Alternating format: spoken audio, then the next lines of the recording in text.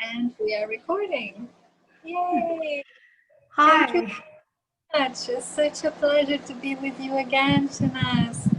So we are together with Shehnaz Soni. She is an aerospace engineer, and she's so kindly and generously given us some more time to share a bit more about the science behind and within the field of consciousness, and just explain a little bit of what we've been experiencing as we tune into the potential, to the 0 point, to the space of complete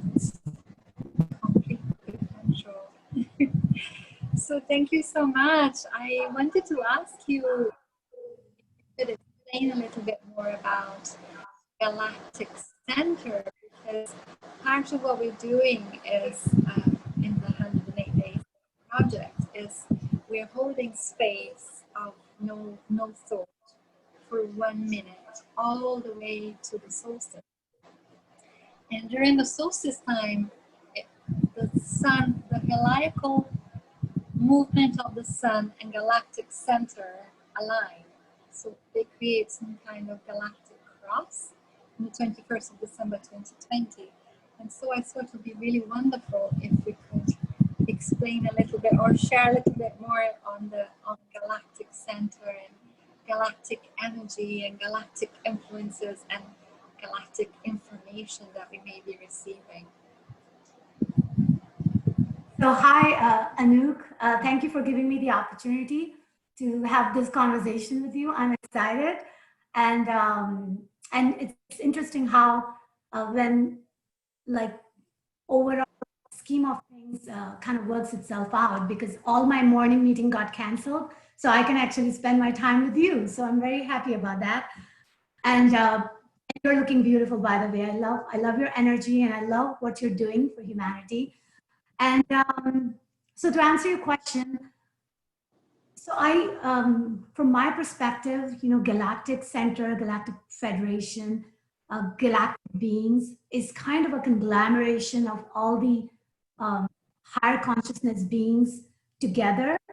And we're not that far from the vision that you see when you watch movies like Star Wars, where they show all the different looking beings are sitting on this round table and communicating about the, cosmic concerns, right? It's kind of along the same line. Like I do feel that that exists. And there are times actually when I'm looking at the moon, I actually see that vision. So it could be that there is a post-moon where people are conglomerating and discussing about just the overall how everything needs to be shaping up. Because one of the things is that we are here on this earth and we all have our, kind of a role to play. And at the same time, we're not interfered with, right? Unless things go really messed up. And I'm hoping it doesn't. So therefore, it's kind of like we're being observed. And I feel like we're being observed. We are channeled. We are in contact depending on which frequency we vibrate at, right? Because everything is energy, right? So the thing is, if you are not vibrating at a frequency where you can even accept this message, you're not going to be accepting their messages coming through you. We are all channeling at all times, but the channeling can only occur if we vibrate at a certain frequency. So therefore, it almost becomes a kind of like a game of frequency than anything else. And that's pretty much what the entire cosmos function as is in that exchange of frequency, right? And even within ourselves, right? Like depending on what we're thinking, or depending on what we're doing, or depending on what we anticipate the future will be, our frequency keeps changing. So that change in our vibration and frequency impacts our connection with the Galactic Center as well. Thank you. Thank you. So yes, absolutely. And it feels like as the days go by, we're experiencing this holding empty space, we're receiving a whole lot of new information, I want to say. One of the things that we are seeing or perceiving and sharing with each other, and we're all scattered across this wonderful planet. So we seem to be receiving some kind of message about being co-creators and having some kind of reminder that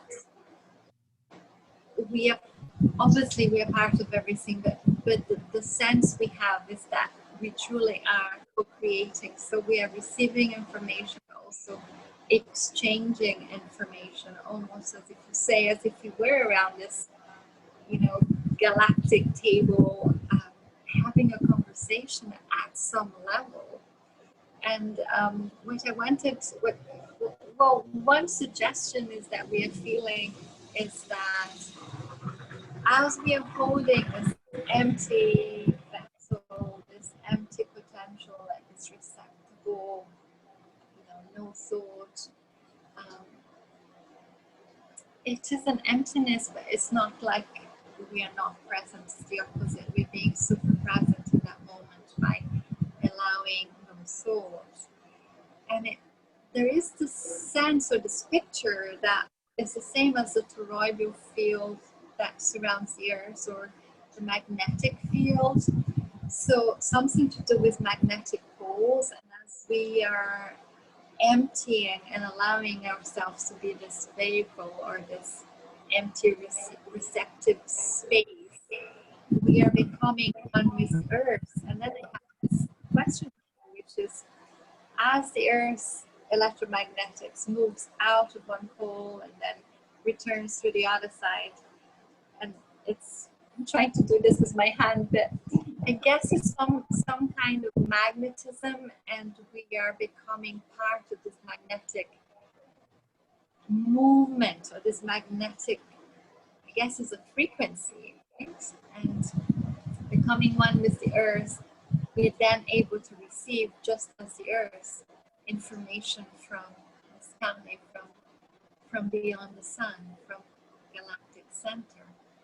So I don't know if you can shed a little bit more light on the magnetics and on this toroidal electromagnetic field that we're becoming part of. Obviously, we're always part of it, and now it's much more aware of it. Yes. So you are actually, yeah. So for the first part of your question, I just wanted to say that that is very true. So there is a constant exchange going on between us and everything around us, right? So there is constant input and output is going on, and we're processing it. So of course, and then we are multidimensional being, right? So we really don't exist in one place at a time. We do have existence in other dimensions.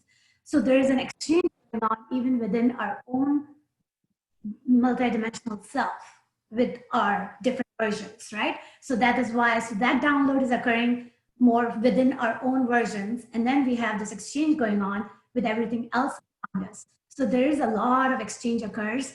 And that's why they actually say that every nanosecond you're changing your reality. I mean, that's how much change is occurring. And that is why when people get kind of bogged down by something, then they need to know that whatever you're bogged down by, it's actually, in the bigger scheme of life, it's not supposed to be long lasting, you see, because it's constantly changing. So that actually is a good news, because, we do go through a lot of stuff in our lives, right?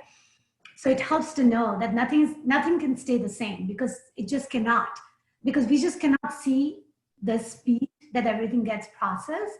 So in our mind, we feel like everything is standstill, but it's really not, because it's happening in a very, very high speed. And there's a reason we are designed the way we are, is so that we can stay on this physical reality that we are in, and able to concentrate and interact without being like, holy shit, right? Because if you really see everything that's really truly going on, you probably won't handle it, not with the capacity we're given for now, right?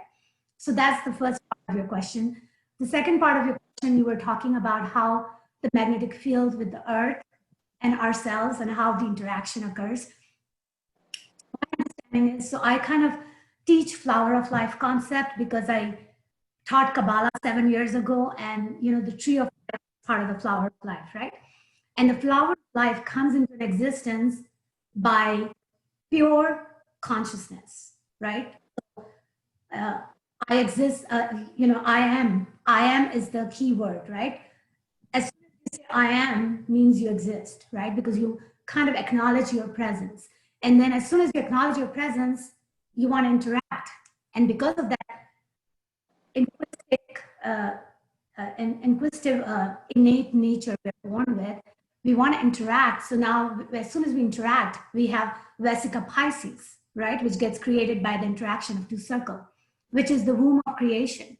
And from there on, like we get seed of life, right? And then we get fruit of life and we get flower of life. And it just keeps on evolving into this beautiful shape that's all over Egypt. And by the way, speaking of that, I had to actually pay someone just so that I can go down and take a picture, right, of all those incredible, and I actually did. So I was very happy with that. So going back to the toroidal flow, which is created by the seed of life, right? So what is toroidal flow? It's actually just the seed of life is spinning seed of life. That's what toroidal flow is. And we have to remember that nothing stays in its place. Earth is not, everything is moving, right? Every single thing, including we, are constantly changing, constantly moving. And when you really look at us, we look like as one person because of the fact of the density of this earth, right? So when I look at you, you are a nuke, but every single cell and every single electron and every single atomic particles in your body is kind of in a flow because there's a space between each of these, right? And that's the Planck length space that's between us, between each atoms. So the whole thing is that there is nothing what it seems to be, and there is nothing that's constant. Everything is constantly flowing, and everything is making a certain shape. And toroidal flow is part of the shape that every living thing makes and interacts with. And Earth, Earth also magnetic field is changing, and the North Pole and the South Pole, right? And then the magnet creates a certain shape. And because we're all one, we have this extreme interaction going on with everything. And one of the things that I have personally noticed, and I would encourage other people to do, is when we go out, right, on Earth and just be barefoot on the planet Earth. And when you just kind of like stand in like a star, like a starfish form and just kind of let it be. I mean, it feels like everything is like you become one, right? You become one and you feel that like oneness with other people, with other places, with Earth, planet, and then you can go beyond, right? I mean, that feeling only comes by you kind of acknowledging that, yes, you are one, all of that, and then you start feeling the oneness. And I think it partly because when you think that, you vibrate at a frequency where you connect, and then that connection multiplies. So that's my answer. Thank you so much. So really it's so important for us to be aware of where we're at. So like almost if we're able to just tune in and feel, because you speak about frequency and our frequency, our vibration is our ability to sense and perceive and then receive information and be in the know that we are part of everything, right? Be in that wisdom space of knowing that we're part of everything and that we're influencing everything, and therefore we're influencing history, we're influencing the future, we're influencing what it will look like on planet Earth, right? Yes, and we are constantly influencing our own lives, everybody else's life. There's ripple effect going on, and because, as I said, every nanosecond we're changing our reality. So we are not just changing our reality; we're changing everybody else's reality too. Because we do kind of live as we are in a consensus reality, right? So there is a lot of exchange occurs on a very mega level, and that is like an ongoing thing. And then there are certain events that are huge trigger for timeline, for example, like death of John F. Kennedy, right? So there are certain trigger that creates like a very like a larger ripple effect, or like 9/11, right? And it's kind of like it's like that. If people start owning up to their portion of responsibility, right, then we can create the heaven on earth. I mean, that's the actual recipe for that. This is wonderful.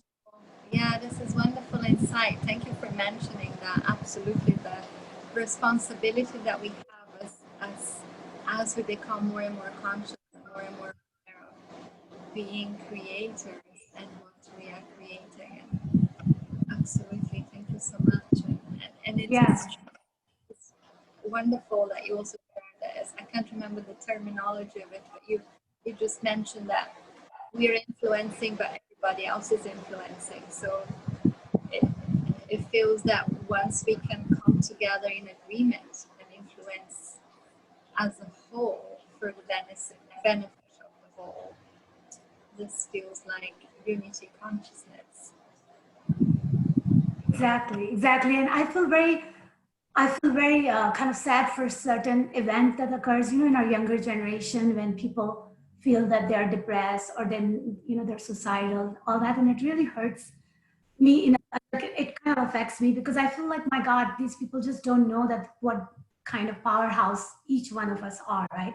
Because we all have this incredible power within us, and it's like the power is like almost like hidden to us, partly because they don't really teach a lot of those information in the school, that we are so incredibly powerful, and the only way you can learn it sometime is by going through a lot of challenges in your life, right? And then rising above it.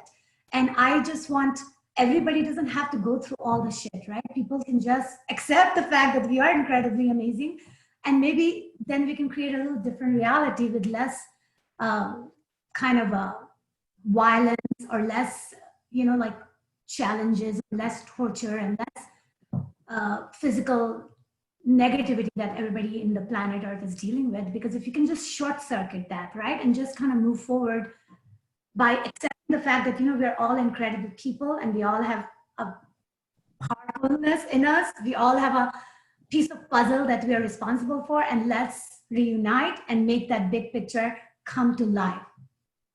That's what I would love to see. And I'm sure that's what we are all here for. And that's why you and I are talking right now. Yes, and so Keep that going, keep that vision going, and help people recognize their role, right? So that they can own up to it and play the role that they are meant to play. and on a bigger scale, where each one of those Vesica Pisces coming together, right, and creating this perfect sacred geometry, which is life. Exactly. In service to life. Thank you Yes. so much. This was so wonderful. Is there anything else that you'd like to share? I'd like you to mention before we go about how people can find you if they would like to do courses and webinars, and if you would like to share more about your work. Yes, of course I can do that. So yeah, so like my day job, of course, keeps me busy because we are working on Artemis 3 program, which is the program where we are, so NASA is basically the leader in the program, and we are right now, the goal is to get the first woman to walk on the moon in 2024. And then we want to actually live on the moon. Pretty much from there on, the goal is to be able to create a sustenance on the moon and then use moon as a layover for us to go to the Mars. So that's the entire vision of the program. And it's a pretty cool program, and I'm working on the program and so forth. But on the other hand, I have done extensive learning and teaching in the metaphysical world. And I actually like to integrate the scientific and metaphysic in one. And I've even crafted a course right now, a 10-week course that I'm actually looking to see if I can go and get started teaching on it. And if anybody's interested in finding out more on it, then please contact me, DM me. And so my website pretty much is my name. It's shehnazsoni.com, which is where you can find me in terms of, and you can contact me through it. And you can see all the information there about all the things I've done. And the one thing that I actually learned this year, which I just want to quickly mention, and there are many ways to go to the mountain. So I want people to know that, because everybody resonates with different things at different time. But one of the things that I went to Brazil for this year was where I learned how to do life activation, which means that you kind of activate 22 codons of DNA in people so that they can shine their light brighter. And it actually does increase your light, because we do kind of do a little bit of etheric surgery, if you can understand what that means. And it's pretty interesting concept, and it comes straight from King Solomon lineage. And the other thing I just want to mention, everyone, is that if people can just, like Anouk has created this incredible platform for everyone to be silent, right? And then the whole thing about the December 20th, right? Is it 20th or 21st? So that's a pretty big milestone in all of our lives, because, my God, we're going to have a very major shift coming through. And in order to prepare for that, the more we can honor our incredibleness, right? And our innate gifts, and the fact that when we are silent, the reason it works so well when we're silent is because when you're silent, you are allowing all the bullshit to not distract you, and you are actually allowing all the goodness to come through you without being stopped at any part of your beingness, right? Because you're saying, flow through me. So when you allow, when you give that permission of flowing through, then all the thing that feels stuck in you because of your illusion and the world we live in, it kind of almost becomes, it just breaks it away. It actually doesn't even exist anymore. And I think that that is a gift you give it to yourself by being in a space where you can just be, so you can own up to your power of being who you are. And that is a gift we have to give ourselves at all times, even beyond the solstice, right? Because it's something you want to keep on doing. And you can, it's kind of interesting because we say meditate, right? And we think of meditation or being silent as an act that we have to even schedule it. Like, oh my God, I'm going to be silent. I mean, that's kind of sad, right? That we actually operate that way. We should be more like that should be just the way we are. Like, you should be able to meditate or be silent or whatever at any time, whenever you feel like it. I mean, and there's so many opportunities you get in a day, even if you do have a full-time career like I have, you can find that opportunity and avail it. So that shouldn't be something that you have to be like, oh my God, I have to set a time aside. That should be just part of your life.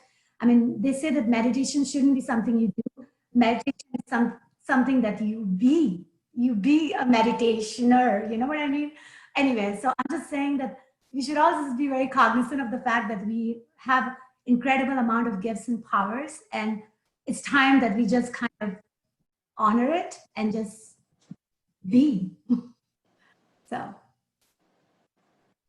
Thank you so much. Absolutely. It's high time. It's a huge wake-up call this year to absolutely be who you are, be the truth of yourself, and be the powerful one that we all can be. Thank you so much. This was so insightful and delicious, and very, very informative, as well as there is so much information there for us to keep on tuning in and in the cosmos. So thank you so much for shedding and bringing a little bit of science into Yes, exactly. No, I'm just honored and excited to share everything that I have, because this is how I see it, and I hope that it can benefit others. Like we share perspective, right? So that someone can understand and take it and make it their own. Absolutely. Thank you so much. And have a beautiful rest of your day. It was an honor and a pleasure. So much love. Thank you. Thank you, Anouk.